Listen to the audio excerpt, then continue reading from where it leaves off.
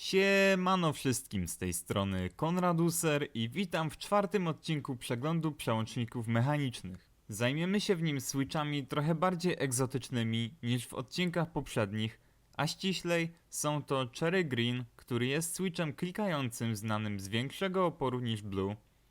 Green stosowany jest jako przełącznik do spacji w niektórych klawiaturach z niebieskimi switchami Cherry. Dzięki większej sile wymaganej do aktywacji switcha idealnie nadaje się on do klawiszy, których nie chcemy przypadkowo nacisnąć, mimo tego, że switche klikające są dość ciężkie do wciśnięcia. Oprócz Greena mam też dla Was Gaterona Yellow, który jest switchem liniowym cięższym niż Gateron Red, ale lżejszym niż Black. Niektórzy ludzie w sieci twierdzą, że Yellow jest stosunkowo łatwy do wciskania na starcie, natomiast dużo ciężej dociska się go do końca. Ja nie zauważyłem takiego zachowania. Ostatnim switchem, jaki wam pokażę, będzie Gateron White i jest to najlżejszy switch liniowy, z jakim miałem do czynienia, ale o tym więcej przy okazji testu wagowego. Jak zawsze zaczniemy od sprawdzenia, na jakiej wysokości występuje aktywacja switcha i w przypadku Cherry Green jest to 2,3 mm, co jest bardzo dobre do switcha, który ma gwarantować nieomylne wciskanie. W przypadku switcha Gateron White jest to 1,6 mm. Jeśli jesteście zapalonymi graczami, na których ma wpływ marketing marek mówiących, że ciutkę szybsza aktywacja zmniejsza input lag waszych palców, That the traditional mechanical switch used in these keyboards was always designed primarily for typing and not for the demands of gaming.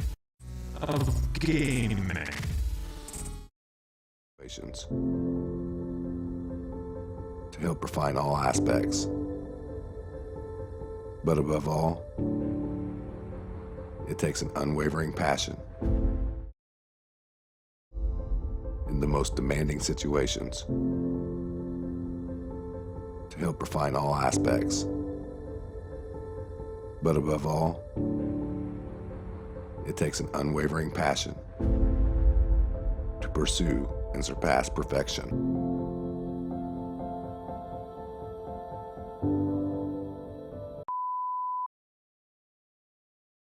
mówiących, że ciutkę szybsza aktywacja zmniejsza input lag waszych palców, to na pewno będziecie zadowoleni z White'a, który aktywuje się bardzo wysoko, sugerując, że dobrze nadaje się on jako switch gamingowy.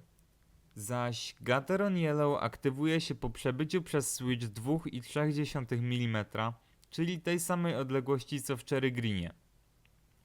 Przejdźmy do testu wagowego. Cherry Green wymaga około 70 g nacisku do aktywacji, co sprawia, że jest najcięższy switch klikający, z jakim miałem do czynienia. Przebija on w tym wypadku nawet Union Besta.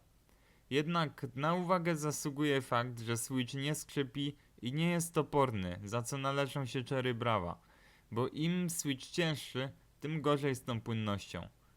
Dalej mamy Gateron White'a, który aktywuje się przy około 28 gramach i dla większości ludzi będzie to za mało, ale jak wspominałem wcześniej, może on być zbawienny dla niektórych graczy, zaś Gateron Yellow potrzebuje 50 gram do wciśnięcia. Jednak ze względu na późną aktywację, według mnie najlepsze zastosowanie dla tego switcha to kontrole, alty bądź Windows key w klawiaturach wyposażonych w czerwone bądź białe gaterony. Yellowa nie chciałbym mieć w miejscu liter alfabetu. Podsumowując, Cherry Green jest super do spacji i trafi pod moją w klawiaturze Tomoko.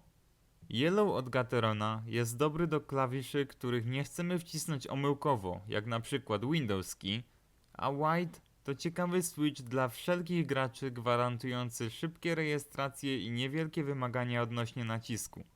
Osobiście używam go WOS-u. Na koniec tego filmu zostawię Was z brzmieniem poszczególnych przełączników i jak zawsze widzimy się w następnych filmach. Trzymajcie się ciepło.